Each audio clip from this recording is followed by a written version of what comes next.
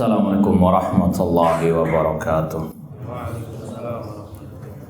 Innal hamdalillah nahmaduhu wa nasta'inuhu wa nastaghfiruh wa na'udzu billahi min syururi anfusina wa min sayyiati a'malina. Man yahdihillahu fala mudhillalah wa man yudlil fala hadiyalah. Ashhadu an la ilaha illallah wahdahu la syarikalah wa ashhadu anna Muhammadan abduhu wa rasuluh. Ya ayyuhalladzina amanu taqullaha haqqa tuqatih wa la tamutunna illa wa antum muslimun. Ya ayyuhan nasu taqu rabbakumul ladzi khalaqakum min nafsin wahidah wa khalaqa minha zawjaha wa batha minhuma rijalan katsiran wa nisaa'a wattaqullaha alladzi tasaaluna bihi wal arham innallaha kana 'alaikum raqibah. Ya ayyuhalladzina amanu taqullaha wa qulu qawlan sadida yuslih lakum a'malakum wa yaghfir lakum dhunubakum wa may yuti'illaha wa rasulahu faqad faza fawzan 'azima.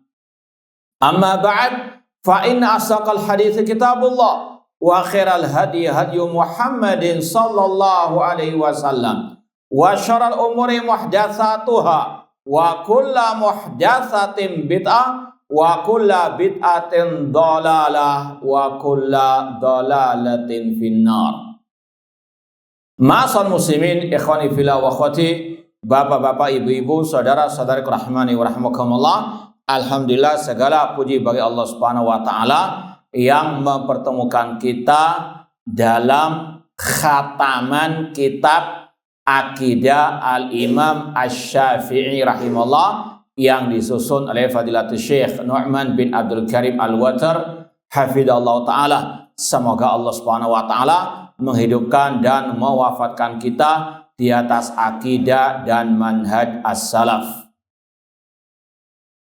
Seperti yang kita sampaikan tadi, insya Allah kita akan khatamkan kitab Aqidah Imam Syafi'i ini sampai kepada ucapan Al-Imam Ibnu Qayyim rahimahullah ta'ala yang dibawakan oleh penulis untuk membantah klaim bahwasanya kebenaran itu pada mayoritas, ya.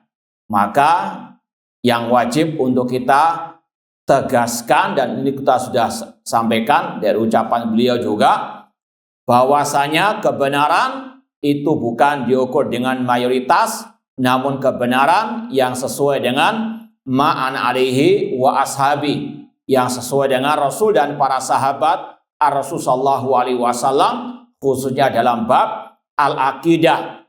Meskipun orang itu sendirian, dia dikatakan al-jamaah, dia dikatakan as-sawadul a'dham, dialah pemilik, ya, al-jamaah, ataupun yang layak dikatakan al-jamaah, yang selamat dari api neraka yang Rasul sampaikan dalam hadis perpecahan umat. Ya, ini sekali lagi bantahan kepada klaim pengikut kelompok Asy'ariyah yang mengatakan kami mayoritas, kamilah yang benar, kamilah as-sawadul a'dham. Maka sekali lagi ini dibantah oleh Imam Ibnu Qayyim rahimahullah. As-sawadul a'dham al-jamaah ma wafaqal haq wa in kunta wahdak, yang sesuai dengan kebenaran meskipun engkau sendirian. Kita lanjutkan ini sekali lagi sebagai bantahan terhadap syubhat yang terakhir itu, dan sekaligus ini sebagai nasihat, wasiat, petuah, wejangan bagi kita semuanya. Selama kita di atas akidah salaf, di atas manhaj salaf, tidak perlu minder, tidak perlu takut, tetap harus istiqomah di atas akidah salaf, meskipun minoritas, meskipun banyak yang memusuhi, baik dari dalam maupun dari luar, harus tetap tegar sebagaimana ciri khas at-Taifah al-Mansurah, la tazalu ta'ifatun min ummati zahirin al-haqqi la yadur man khadalahum wala man khalafahum hatta ya'tiya amrullah wa hum ala dzalik. Senantiasa ada sekelompok dari umatku, kata Rasul, yang tegak di atas kebenaran, tidak memadaratkan mereka orang yang mencampakkan mereka. Kata sebagian masyayikh ketika menjelaskan hadis ini, yang mencampakkan mereka dari dalam, wala man khalafahum, dan yang menyelisih mereka yang dari luar, ya, hatta ya'tiya amrullah, sampai datangnya perkara Allah. Taifah al-Mansurah tidak minder, tidak takut dengan yang menyelisihi mereka dari luar maupun dari dalam, meskipun banyak jumlah yang menyelisih tersebut. Kita lanjutkan lagi ucapan Al-Imam Ibnu Qayyim rahimahullah halaman 153 di sini. Wa qala Nu'aim bin Hammad rahimahullah, berkata Nu'aim bin Hammad, gurunya Imam Al-Bukhari rahimahullah, idza fasadatil jama'atu fa'alaika bima kanat alaihil jama'atu qabla an tafsuda. Apabila telah rusak al-jama'ah, yaitu mayoritas kaum muslimin, maka pegang erat al-jama'ah, yaitu zaman as-salaf, jamaahnya salafus saleh, sebelum mereka kaum muslimin tersebut rusak. Ini adalah penjelasan juga dari hadis at-Taifah al-Mansurah al-Ghuraba, ketika Rasul bersabda, badal islamu ghariban wa sayaudu ghariban kama bada fatubalil ghuraba. Islam datang dalam keadaan terasing dan akan kembali dalam keterasingan seperti awal mulanya. Beruntunglah orang-orang yang terasing tersebut. Di antara penjelasan Rasul, apa itu al-ghuraba? Siapa itu al-ghuraba? Alladzina yuslihun ma'afsadan nas, yaitu orang-orang yang memperbaiki ketika rusaknya manusia, terutama rusak akidah mereka. Demikian pula kalau kita mau gambarkan keadaan orang-orang yang juga mengaku ahlu sunnah wal jamaah, seperti yang sering kita sampaikan dari awal, dahulu dakwah salafiyah terutama di negeri kita ini sangat kental dengan kajian-kajian akidah, manhaj, tabligh akbar, berkaitan dengan akidah ahlu sunnah wal jamaah. Seperti yang sudah kita ceritakan berulang kali, Al-Ustadz Al-Fadil Ustadz Yazid bin Abdul Qadir Jawas rahimahullah rahmatan wasi'ah, yang babat alas istilahnya dakwah salafiyah terutama di Surabaya ini, ketika tabligh akbar kajiannya aslus sunnah wa i'tiqaduddin, manhaj ahlus sunnah wal jamaah, dan seterusnya. Bahkan pernah beliau khutbah Jumat itu membantah Syiah Rafidah qatalahumullah. Ini sesuatu yang apa? Hampir tabu di zaman-zaman seperti sekarang ini. Tabligh akbar kebanyakannya sakinah mawaddah warahmah, fikih kontemporer dan sebagainya. Ciri khas dakwah salafiyah sudah hampir luntur ila marrahimahullah. Maka kalau kita melihat kepada ucapan Ibn Hammad seperti ini, kalau sudah jamaah itu rusak, yang mengaku ahlussunnah saja banyak yang rusak, banyak yang sudah tobat dari dakwah salafiyah. Dulunya kencang dakwah tauhid, dulunya menyerukan mendengar taat kepada pemimpin kaum muslimin, haram mencaci maki pemimpin, haram mengkritik pemimpin di hadapan umum. Sekarang mulai apa? Berubah. Maka ingat ucapan Ibn Hammad, alaika bimakan alail jamaah. Pegang erat jamaah salaf sebelum apa? Orang-orang itu rusak. Pegang erat dakwah salafiyah ketika awal kemunculannya yang masih kental dengan ciri khas dan karakteristiknya dalam apa? Menyampaikan akidah salaf ashabi al-hadis. Wa in kunta wahdak, kata Ibn Hammad, meskipun engkau sendirian, tetap pegang erat ajaran salaf, Tetap sampaikan ajaran salaf, bantah yang menyimpang dari ajaran salaf meskipun engkau apa? Sendirian. Meskipun semua yang mengaku dai sunnah menyelisih Anda selama Anda di atas akidah salaf, ya la yadurruhum man khadalahum. Ini wasiat dari ulama as-salaf.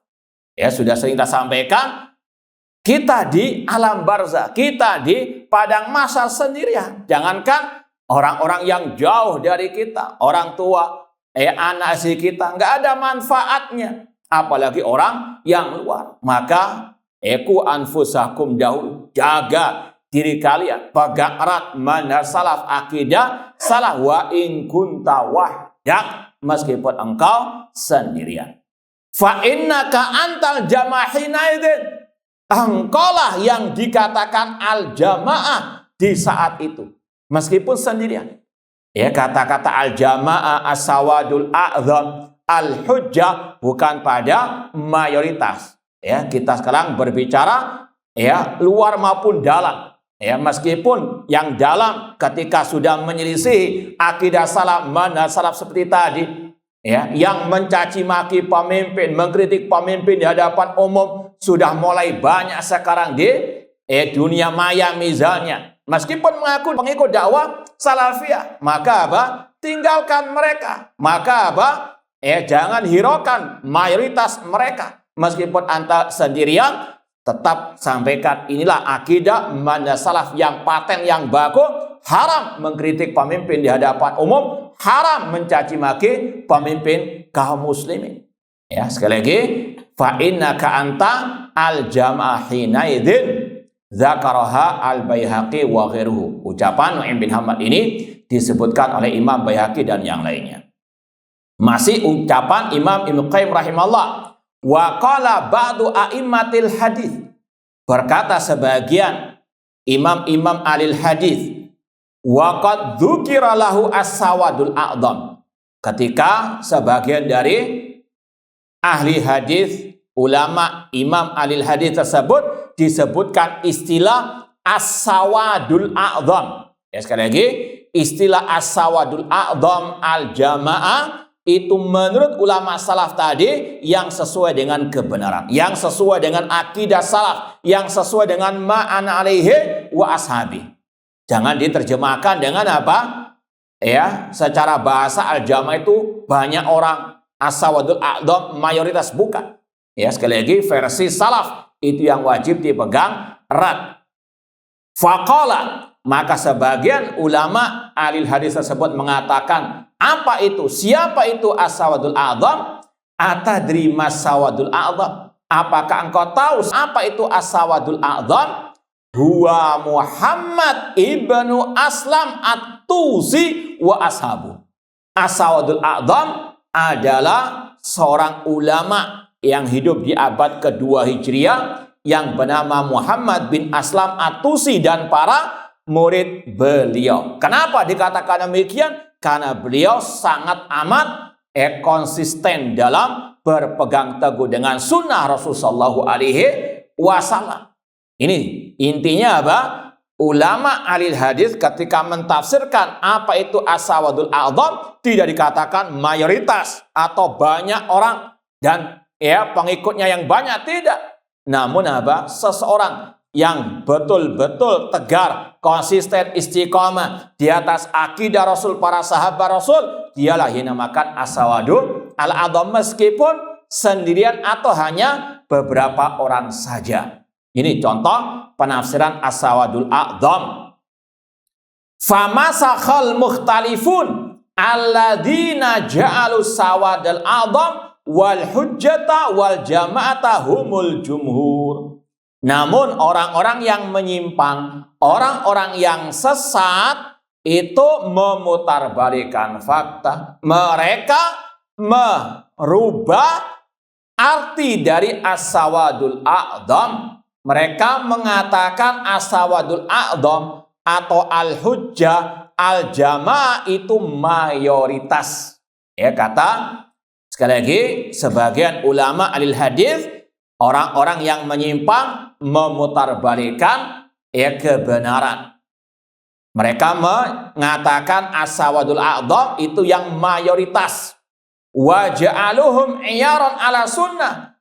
Dan mereka menjadikan mayoritas itu sebagai tolak ukur kebenaran. Yang sesuai dengan sunnah itu yang banyak jumlahnya.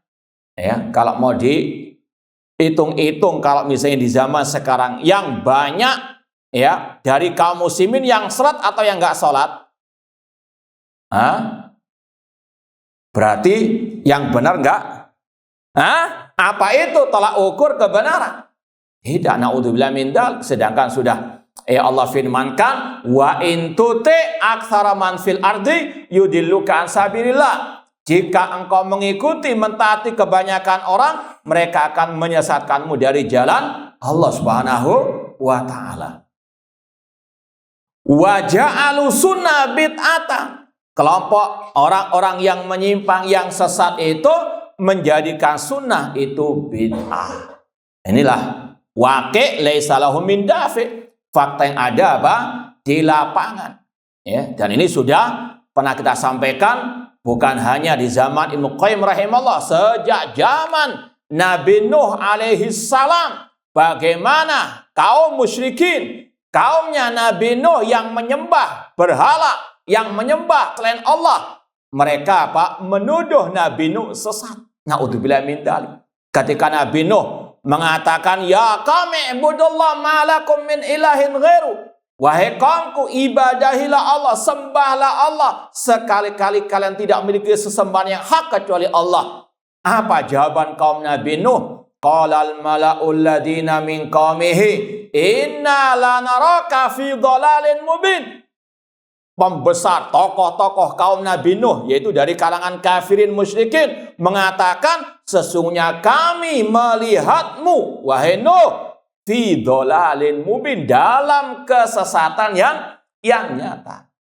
Sekali lagi, bagaimana Nabi, bahkan Rasul yang pertama dituduh sesat gara-gara dakwah at-tauhid. Sampai kepada Nabi kita Muhammad SAW, sampai dai-dai tauhid di zaman ini disamakan dengan Abu Jahal dan sebagainya. Ini memutarbalikkan fakta. Kalau Abu Jahal, dialah yang menentang dakwah tauhid, yang layak disamakan dengan Abu Jahal yang menentang dakwah tauhid, yang membubarkan dakwah at-tauhid, bukan yang menyeru kepada dakwah tauhid. Namun itulah sekali lagi, kaum kafirin, musyrikin, alil bidah selalu memutarbalikkan fakta. Nabi Nuh saja ketika dakwah tauhid disuruh kaum beliau untuk menyembah hanya kepada Allah, meninggalkan semua sesembahan mereka, di antaranya Wat, Suwa, Yaghus, Ya'uq dan Nasrah, 5 orang saleh yang disembah oleh kaum Nabi Nuh pada waktu itu. Ketika Nabi Nuh ingin untuk memurnikan tauhid mereka, akidah mereka, dituduh inna lanaraka fi dhalalin mubin. Maka demikian pula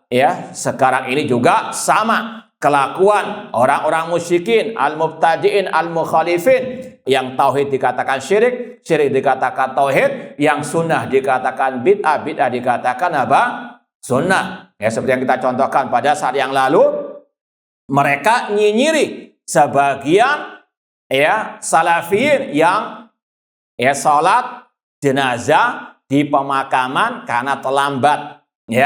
Padahal itu ada sunnahnya. Sudah kita bacakan kan? Dalam Kutubus Sittah, 6 kitab induk hadis Ahlus Sunnah, ada hadis yang menjelaskan Rasul mencontohkan sholat jenazah, sholat jenazah tok di kuburan bersama para sahabat ketika beliau ketinggalan sholat jenazah pada waktu awalnya.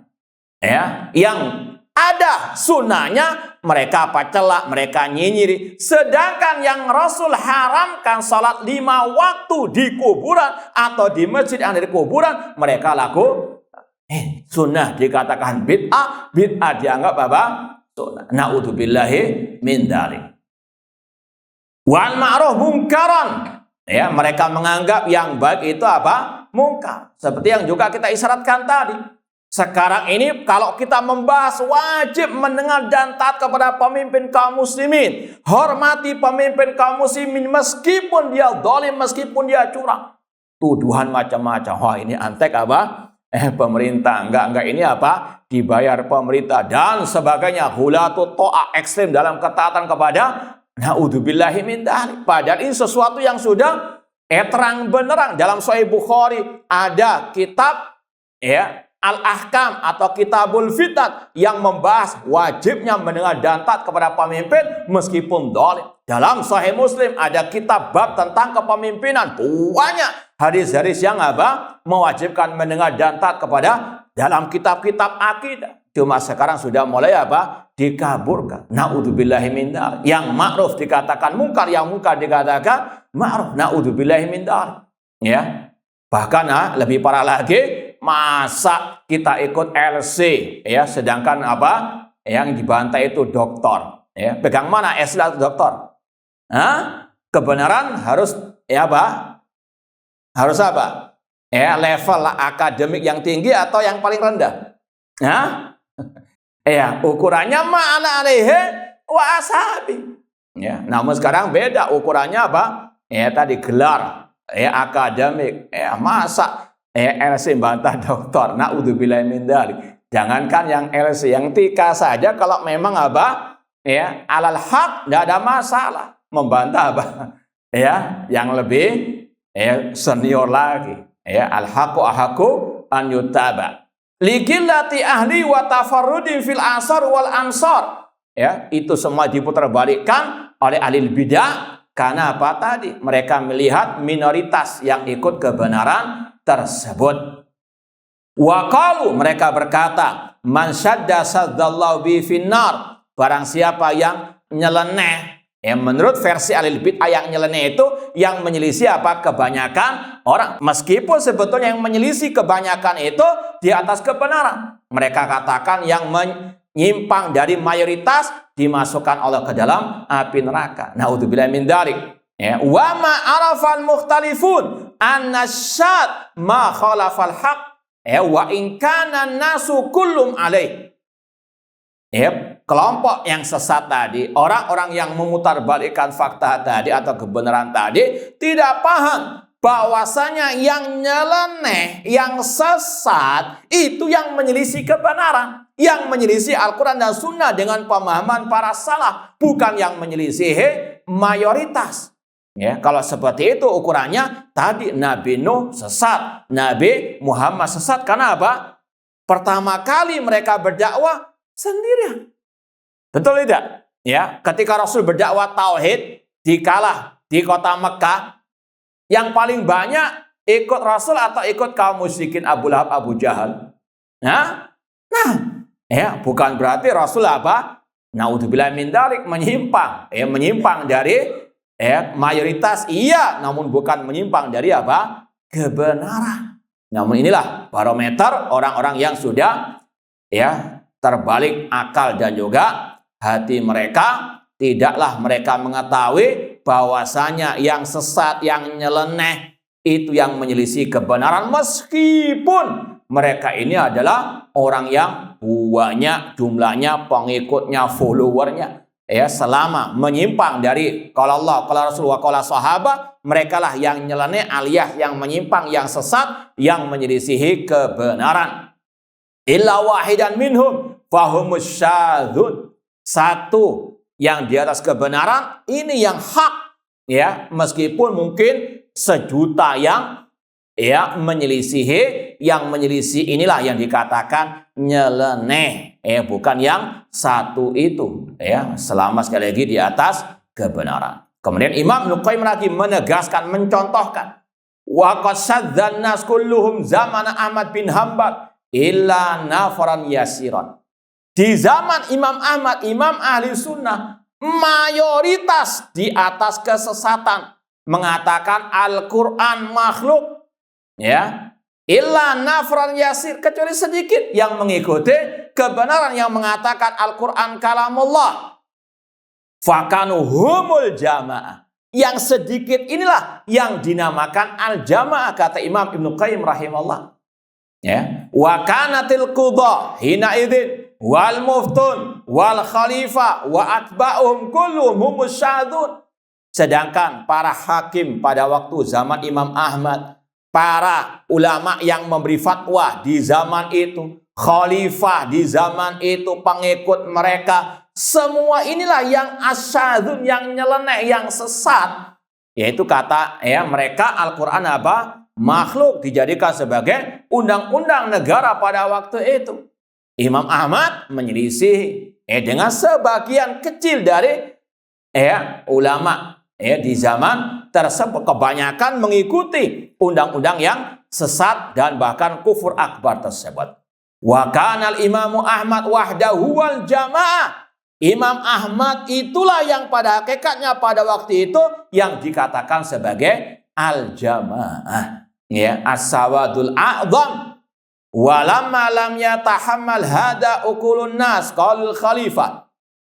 Ketika mayoritas itu merasa Imam Ahmad itu dikatakan al-jamaah, sedangkan akal mereka tidak bisa memahami akan hal ini, mereka berkata kepada al-khalifah, ya amiral mu'minin. Artinya mereka memanas-manasi khalifah, memprovokasi penguasa pada waktu itu dengan mengatakan, ya amiral mu'minin, atakunu anta wa qudatuka wa ulatuka wal fuqaha wal muftun kullum alal batil wa Ahmad wahdahu al haq.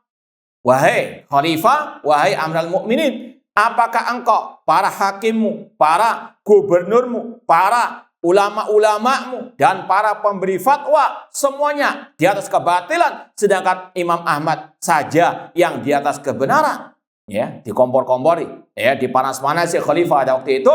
Falam yatasi ilmu bidalik, maka sang khalifah tidak memahami akan hakikat kebenaran. Fa akhadahu bisiyat wal uquba ba'dal habsi tawil, maka al khalifah pada waktu itu mencambuk Imam Ahmad, bahkan dalam riwayat dikatakan sampai pingsan rahimallahu taala rahmatan wasi'ah. Namun wal akibatul muttaqin, akibat yang baik bagi orang-orang yang bertakwa, sampai digelari Imam Ahmad dengan Imam ahli sunnah wal jamaah, karena perjuangan beliau menentang akidah yang kufur, meskipun hanya sendirian atau hanya sedikit yang mendukung beliau.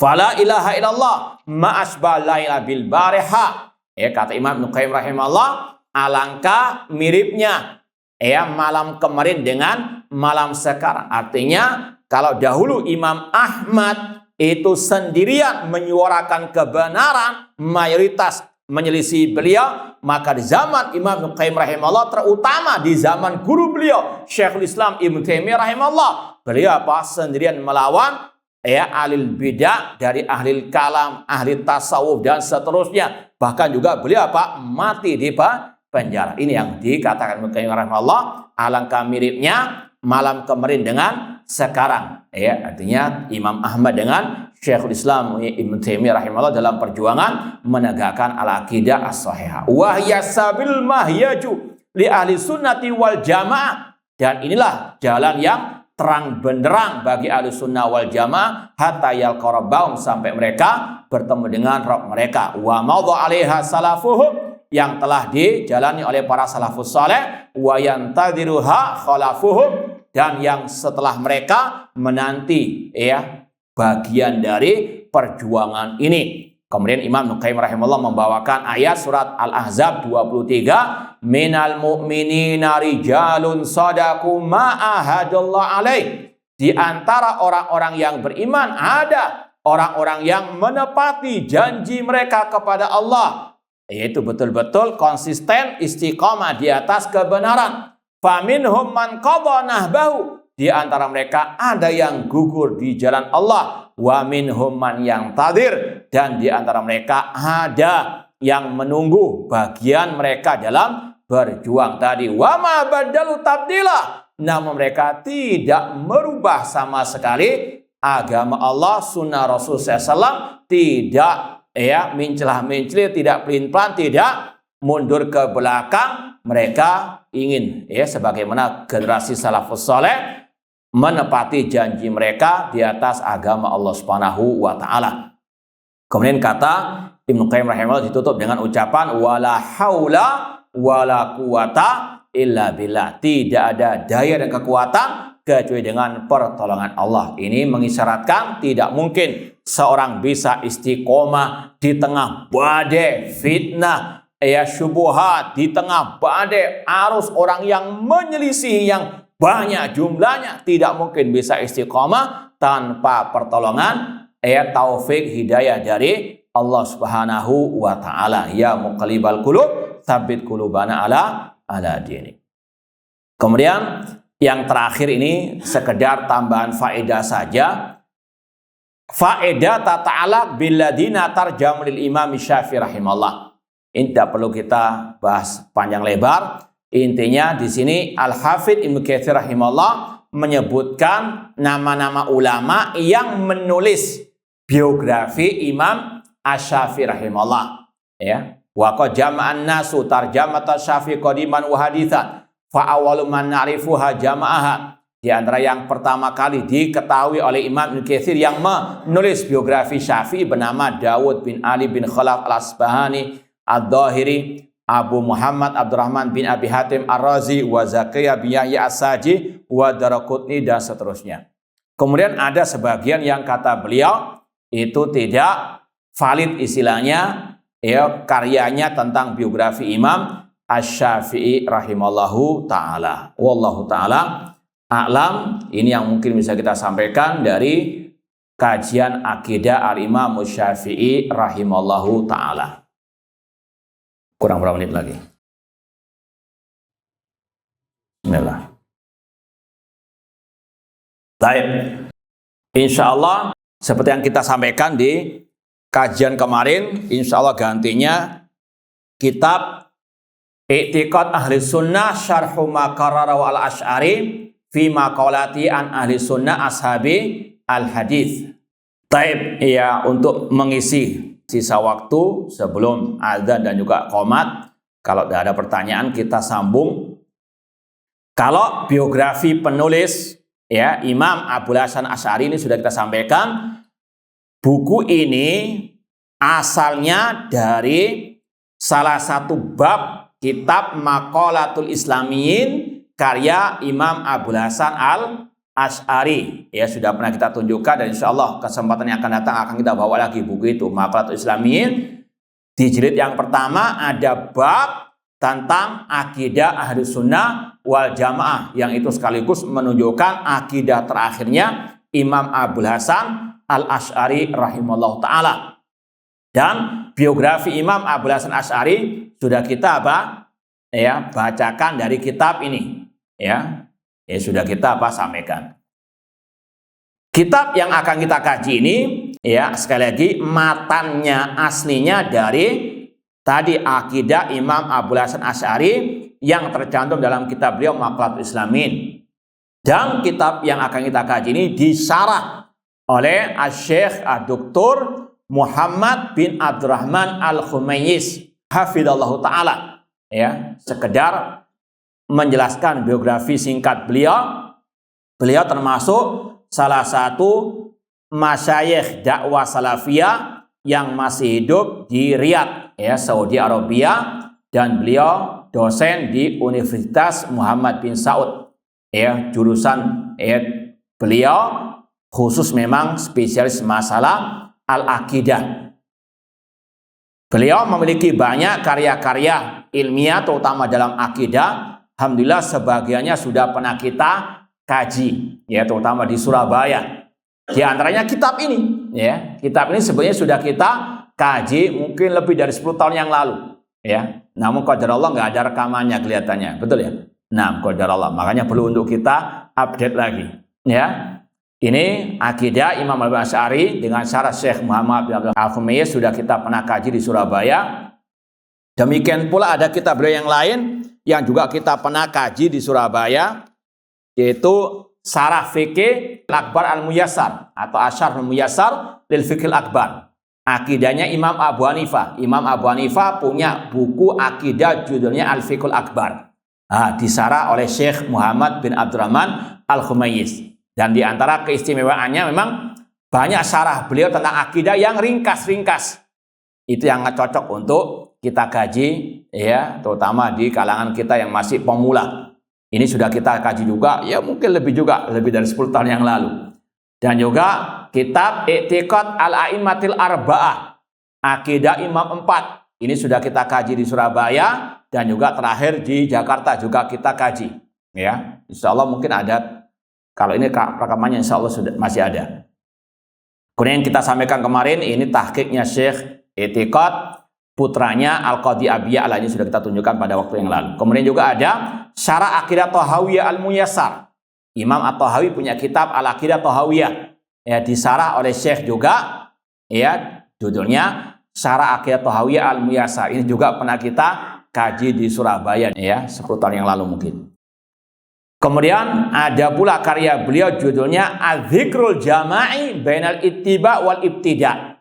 Zikir jamaah antara sunnah dan bid'ah. Ya. Ini ada sedikit kisah.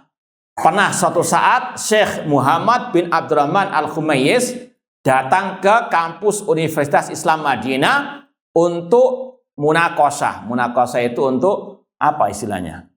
Sidang, ini yang doktoral apa namanya? Sidang disertasi apa gitu? Iya. Pada waktu itu beliau sebagai dosen undangan, ya, dari Jami'ah Muhammad bin Saud Riyadh datang ke Madinah untuk, ya, sidang tadi.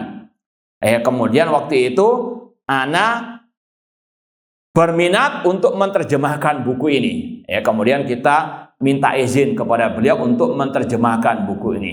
Dan beliau memberikan izin pada waktu itu. Ketika liburan kita mau menerjemahkan di Indonesia, ketika pulang liburan kita mau terjemahkan, ternyata kita waktu datang ke toko buku sudah ada yang menerjemahkan, dan yang menerjemahkan lebih senior dari kita, maka nggak jadi kita terjemahkan, sudah diwakili oleh, ya, ustadz yang menerjemahkan tadi. Intinya beliau memang luar biasa karya-karyanya tentang masalah al-aqidah, ya, terutama tadi yang sudah kita sampaikan. Sudah waktunya. Baik, insyaallah kita lanjutkan pada al-adzan. Kalau mungkin ada pertanyaan terutama seputar kitab akidah tadi Al-Imam Syafi'i rahimahullah, tafadhol. Wallahu taala alam. Baik, ikhwani fillah wa akhwat rahimani wa rahmukumullah. Kemudian sedikit tambahan, ya, di antara yang lebih menguatkan kita lagi untuk mengkaji, ya, kitab akidah dengan syarah tadi Syekh Dr. Muhammad bin Abdurrahman Al-Khumayyiz hafizallah. Ya, sedikit tambahan informasi dan juga cerita saja. Tahun yang lalu pernah suatu saat Syekh Abdul Aziz Ar-Rayyis hafizallahu taala nge-share di WA grup, ya, beliau dan para murid beliau tentang kenangan tahun 97 kurang lebih, ya. Ada kayak pamflet gitu, pamflet pengumuman kayak daurah, ya, yang ngisi para ulama-ulama besar dan juga masyayikh dakwah salafiyah. Tahun berapa tadi? Ya, hampir 30 tahun yang lalu, ya. Anak masih baru lulus SMA itu. Masih muda, kalau sekarang sudah muda juga.